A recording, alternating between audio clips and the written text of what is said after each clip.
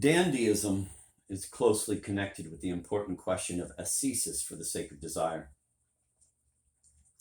And thus we might have expected that dandyism would interest Stendhal. It also interests Baudelaire, but the poet's interpretation is very different from that of the novelist.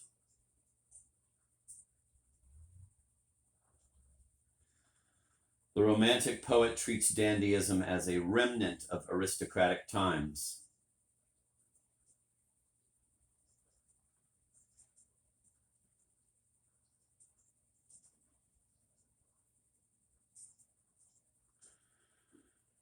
Whereas the novelist regards it as a product of modern times. The dandy belongs totally to the universe of the black. The victory of Mournful over gay vanity enables him to acclimate himself to Paris.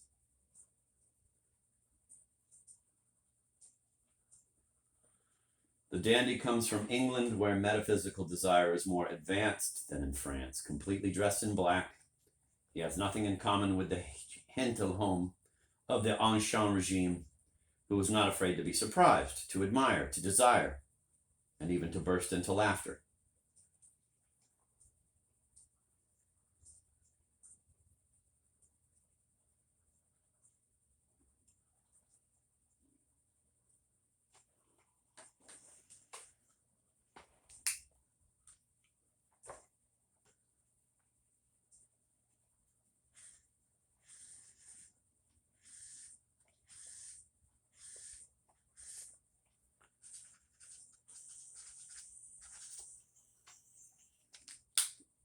The dandy is distinguished by his affectation of cold indifference.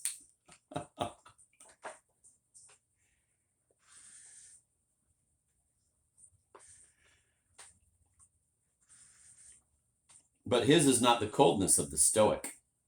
It is calculated to stir up desire, a coldness which is always saying to the others, I am self-sufficient. The dandy wants to make others imitate the desire he pretends to feel for himself.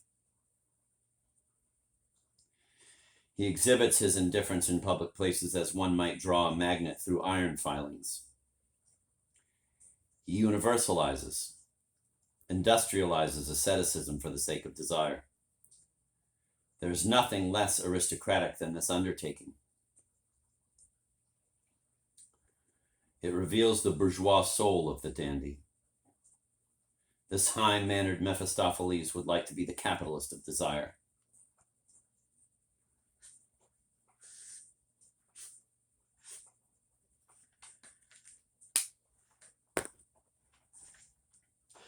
Thus, in slightly different forms, the dandy will be found in the works of all the novelists of internal mediation. Stendhal, Proust, and even Dostoevsky created dandies.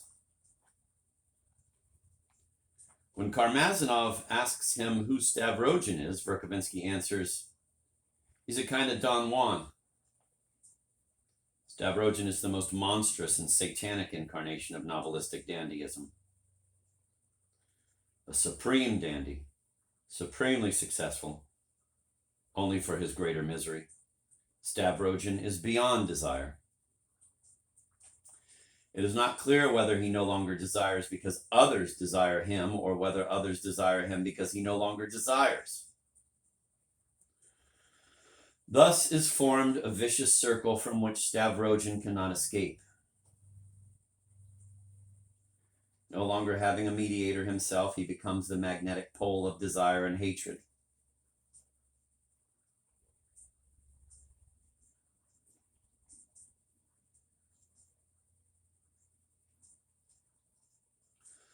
All the characters in The Possessed become his slaves. They gravitate around him tirelessly. They exist only for him. They think only through him.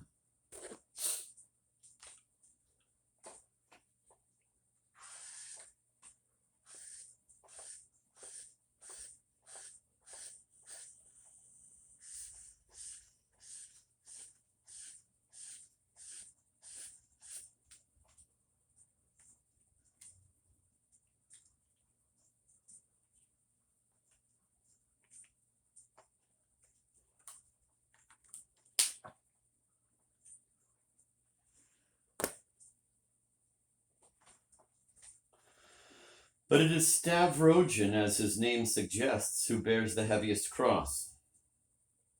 The name in Russian signifies iron bearer. Never heard that before. That's a new one.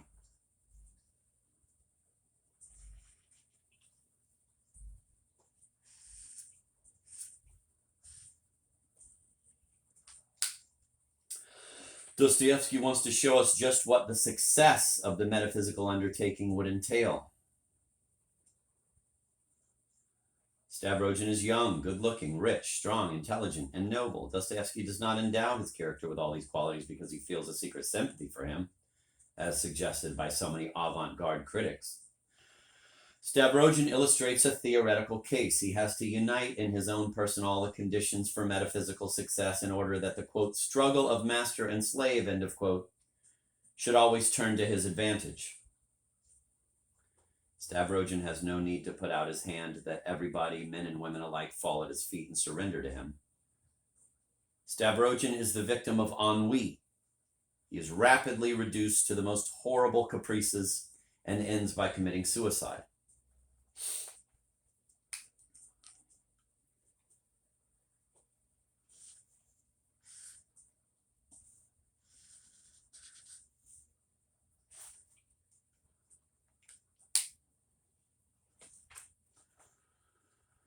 Prince Mishkin is at the other end of the Dostoevskian scale, and he plays in his novelistic universe a role somewhat similar to that played by Stavrogen in his, but for contrary reasons.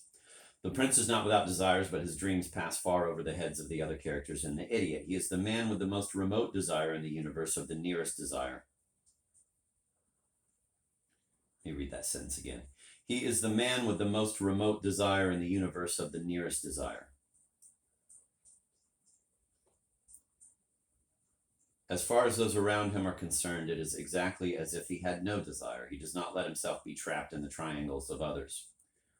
Envy, jealousy, and rivalries abound in his presence, but he is not contaminated. He is not indifferent, far from it, but his charity and pity are not as binding as desire.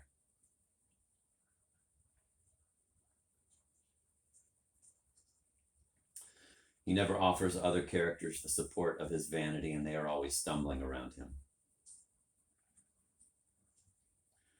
For this reason, he is to a certain extent responsible for the death of General Ivolgin, for he lets the wretched man enmesh himself in his own lies.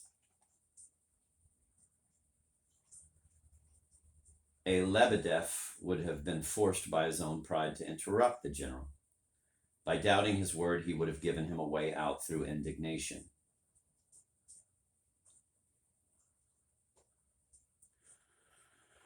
Mishkin offers no hold for pride or shame. His sublime indifference can only irritate the vain desires crisscrossing around him.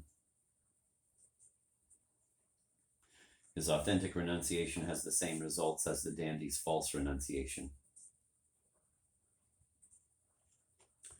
Like Stavrogen, Mishkin acts as a magnet for unattached desires.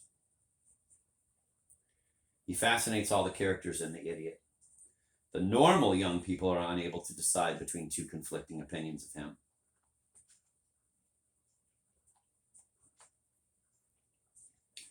They wonder whether he is an idiot or a consummate tactician, a superior kind of dandy. The author himself seems to have doubts. Mishkin is not truly incarnate. The character remains problematic.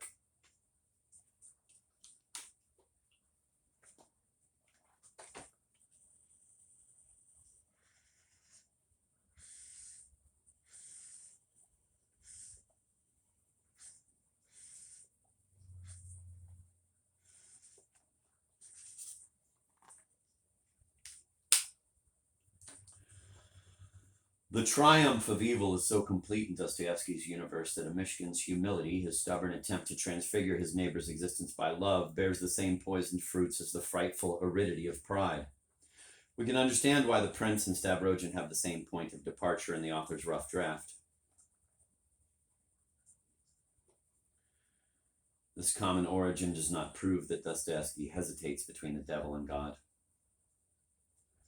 It surprises us because under the influence of Romanticism, we attach too much importance to the individual hero.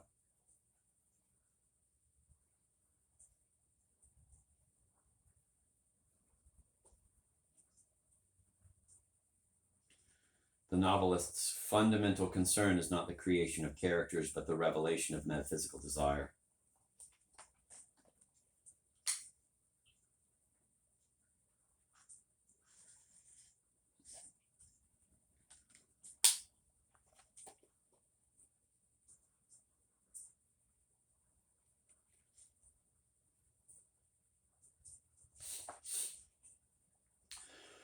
The desiring subject, when he takes possession of the object, finds that he is grasping a void. Thus, in the final reckoning, the master ends up as far from his aim as the slave. By pretending and dissimulating desire, he succeeds in exerting control over the other's desire.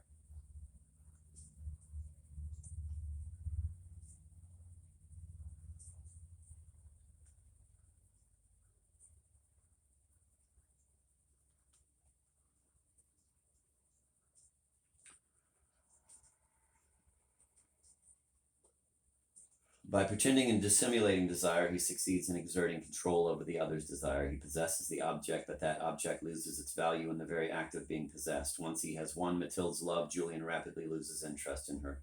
Proust's narrator wants to rid himself of Albertine as soon as he thinks she is faithful to him. Lizaveta Nikolaevna has only to give herself to Stavrogin to have him turn away from her. The slave immediately becomes a part of the kingdom of the banal, of which the master is the center. Each time the master renews his desire and advances on his object, he thinks he has left his prison, but he carries it with him.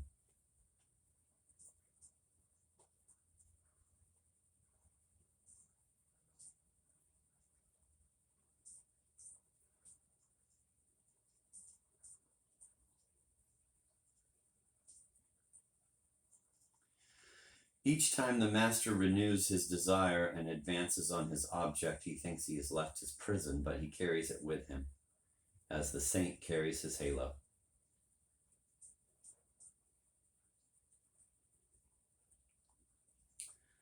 Thus the master thus pursues his sad exploration of reality indefinitely. Like the positivist scholar who hopes to attain supreme knowledge by an exhaustive analysis of the, quote, facts, end of quote.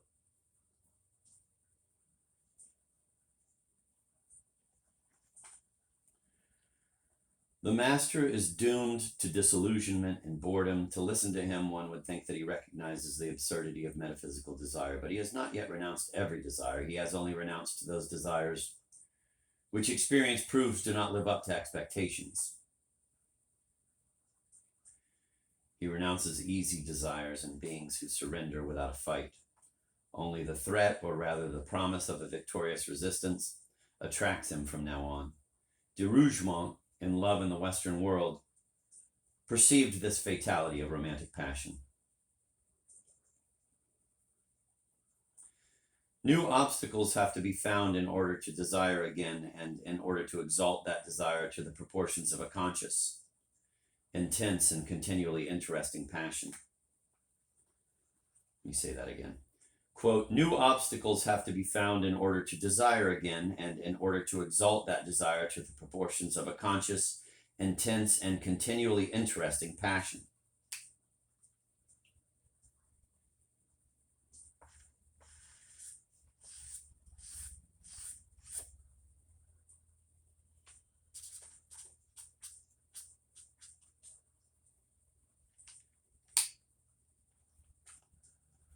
The master is not cured, he has become blasé. His cynicism is the opposite of true wisdom.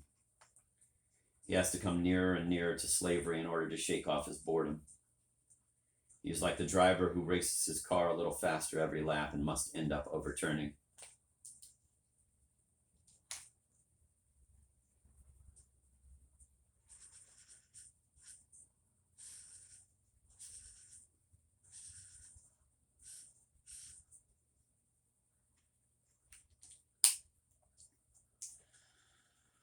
Tolstoy's Napoleon offers an example of a great self-control headed for slavery.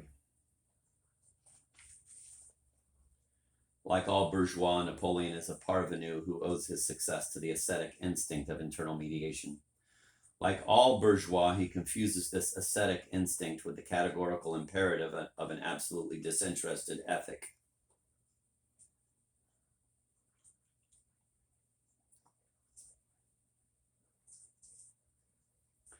But in the midst of his triumph, Napoleon discovers that nothing in him has changed, and this discovery plunges him into despair. He wants to track down in another's gaze a reflection of that divinity which still eludes him. He wants to track down in another's gaze a reflection of that divinity which still eludes him. He wants to be emperor by, quote, divine right, end of quote.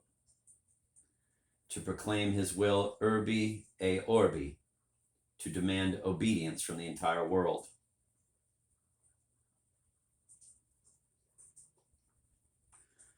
The master seeks the object which will resist him.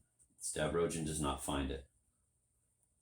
Napoleon finally does. There are many more Napoleons than Stavrogins in the universe of internal mediation.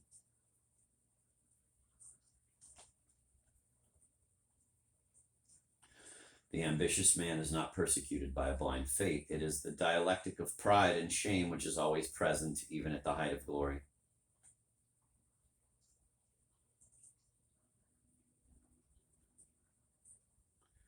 The soul of the great man is constantly being hollowed out by the abyss of nothingness.